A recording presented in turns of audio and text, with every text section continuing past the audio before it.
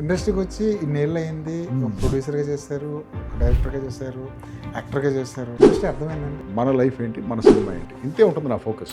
నేను తీసే సినిమా ముందు నాకు అర్థమైతే చాలు, మిగతా విషయాలన్నీ పెద్ద పట్టించుకోను కదా. పొలిటికల్ క్యాంపెయిన్కి సంబంధించిన యాడ్లు కూడా కొన్ని చేశారు కదా, అది కేవలం ఎక్స్పీరియన్స్ కోసం చేశారా లేదా అది- నా పార్టీల కోసం చేశారా? ఆ టైంకి నన్ను ఎవరో తీసుకెళ్ళి రఘుబాబుని ఎలా గుర్తుంచుకుంటే బాగుంటుంది ఆడియన్స్ అంటే అంటారు?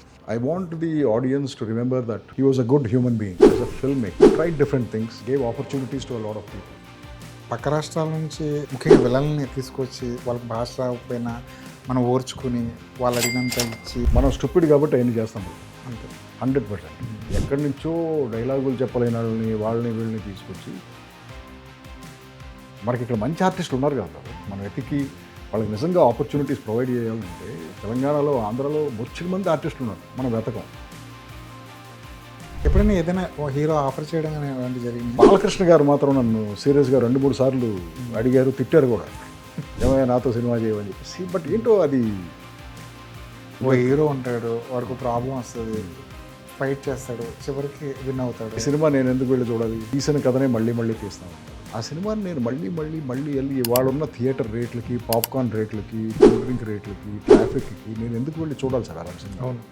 కొత్తగా ఏదైనా తీశారనుకోండి, నేను ఎఫర్ట్లు పెడతాను, నేను ఏది థియేటర్కి వెళ్తాను, చూస్తాను. నేను మళ్ళీ వెళ్తే నాకు అదే చూపిస్తున్నాను. సో మరి అందుకే నేను I don't want to see those movies. మీరు కొన్న టికెట్ ధరకి గిట్టుబాటు చేసేంత ఎంటర్టైన్మెంట్ ఇచ్చిన సినిమాలు ఈ మధ్యకాలంలో ఏమున్నాయంటే ఏం చెప్తారు? హిందీలో నేను చూశాను కొన్ని సినిమాలు ఈ మధ్యకాలంలో బాగా తీశారు. చావా అనే సినిమా తీశారు, అవును, బాగా చావా. తీశారు. దురందర్ ఒక ఫిల్మ్ మేకర్ నిజంగా నమ్మి చాలా రియలిస్టిక్గా జనానికి తీసుకురావడానికి ట్రై చేసిన సినిమా. పర్ఫార్మెన్స్ చదిరిపోయింది. బట్ మన తెలుగులో మన వాళ్ళు అంత ఎఫెక్ట్ పెట్టట్లేదు సార్. జనరేషన్ అంతా మారిపోయింది. అంటే వీళ్ళకి నచ్చే సినిమాలు వేరే ఏమైనా ఉంటాయా? జెన్జీ ఏంటంటే ఇది బాగా డిస్కనెక్టెడ్ జనరేషన్, ఫోన్లో ఉండే జనరేషన్. ట్రాఫిక్లో డివైడర్కి ఈ సైడ్ ఉన్నాను, ఇదేమో స్లోప్, నేను వెళ్ళే సైడ్ డౌన్ స్లోపు, అటు వచ్చేది అప్ స్లోప్. ఎందుకో ట్రాఫిక్ ఆగిపోయింది. ఏంటి అని చూస్తే నేను ఒక ఓల్డ్ ఆటో ఆగిపోయింది, అప్ స్లోప్ మీద ఉంది. ఒక అమ్మాయి, ఒక కాలేజ్ అమ్మాయో సాఫ్ట్వేర్ అమ్మాయో ఎవరై ఉంటుంది, జెన్జీ మీరు చెప్పినట్టు కళ్ళజోడు పెట్టుకుని చిన్న మోడర్న్గా డ్రెస్ అయి ఉంటుంది, జస్ట్ ఫోన్లో కూర్చొని స్క్రోల్ చేస్తాను. ఇది జెన్జీ బ్రదర్. ఈ మధ్య ఒక ఆర్టిస్ట్ సెట్కి చాలా ఆలస్యంగా వచ్చినందుకు చాలా కోపడ్డారంట. Get out from my sets అని. ఆర్టిస్ట్ లేట్గా రావచ్చు, బట్ నీకు ఇచ్చిన టైం ఉంటుంది, 7 o'clock 8 o'clock ఏదో టైం.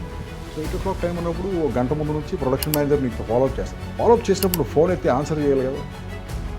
టైటిల్ ఏంటి సార్? చాలా రేజర్ రేజర్ క్యారెక్టర్ పేరమ్మా. క్యారెక్టర్ పేరు క్యారెక్టర్ అదేం పేరే బాబు, రేజర్ అంటే బాబు గెడ్డం గీసుకునే రేజర్ లాగా. ఇది గెడ్డం గీసే రేజర్ కదా, ఇది గొంతులు కోసే రేజర్. ఇది రేజర్ అని పెట్టారు కానీ చాలా చాలా రక్తపాతం కనబడుతుంది ట్రైలర్లో. అసలు కొన్ని షాట్లు చూస్తుంటే భయం వేస్తుంది. ఒక చిన్న పాప క్యారెక్టర్ కూడా కనిపిస్తుంది. తేజు అన్న పాప